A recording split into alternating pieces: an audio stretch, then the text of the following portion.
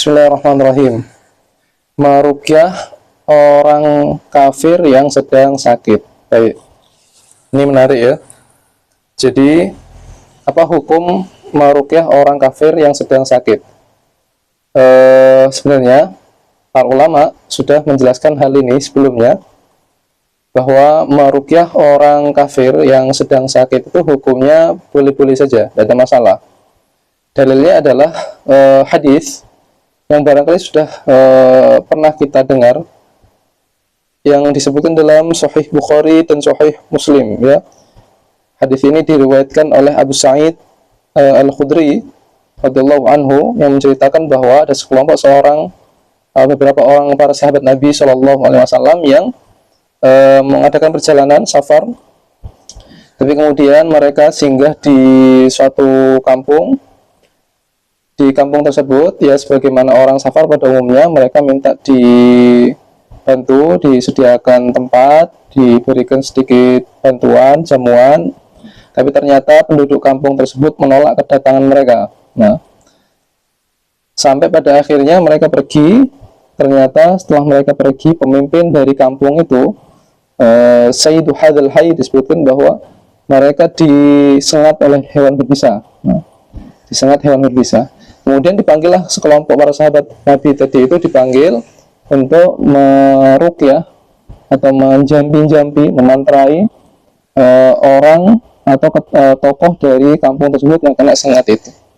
Nah, ulama di antara Ibnu Qayyim Al-Jauziyah menyebutkan bahwa orang-orang yang menolak kedatangan para sahabat Nabi yang minta untuk diberikan jamuan, imma an yakuna kuffaran, kata beliau, au ashabu bukhlin wa lu'min, kata beliau. Kemungkinan orang-orang yang menolak kedatangan para sahabat Nabi ini adalah orang-orang kafir ya, orang-orang kafir di zaman Rasul, atau mungkin juga mereka ini adalah memang orang-orang yang terkenal memiliki akhlak jelek, yaitu bakhil atau pelit dan semisalnya. Jadi ketika mereka didatangi, dimintai tolong untuk diberikan sedikit jamuan kepada orang yang safar ini, ternyata mereka nolak, ya sudah, akhirnya ditinggal pergi oleh para sahabat, sehingga diruqyah oleh para sahabat Nabi itu. Dalam sebuah riwayat dibacakan surat Al-Fatihah sebanyak 7 kali, kemudian ditiupkan di bagian yang sakit sambil dicampurkan dengan sedikit ludah di bagian yang disengat oleh hewan berbisa tadi itu. Maka dibacakan langsung, orang tersebut sembuh seakan-akan dia tidak sakit sama sekali. Nah, ketika dilaporkan kepada Rasul Shallallahu Alaihi Wasallam, Rasul Shallallahu Alaihi Wasallam justru mengatakan, wa ma yudrika annaha ruqyah. Dari mana kalian tahu bahwa surah Al-Fatihah ini termasuk ruqyah, bisa digunakan untuk pengobatan?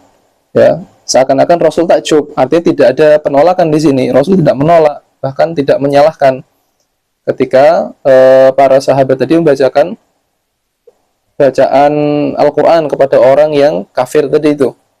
Bahkan untuk menegaskan, Rasul SAW mengatakan, qala qad asabtum iksimu wadribu li ma'akum. Kalian sudah mengatakan hal yang benar, sekarang bagian untuk saya hadiah dari kambing yang diberikan orang-orang tersebut. Jadi setelah diruqyah, mereka minta upah, diberikan kambing, beberapa ekor kambing, ternyata dikasih, dan akhirnya Rasul minta jatah. Ini untuk memberikan penegasan bahwa apa yang mereka kerjakan itu benar. Baik, dari hadis tadi itu jelas bahwa meruqyah orang yang sedang sakit, apakah dia muslim atau dia kafir, hukumnya sama saja, tidak ada masalah.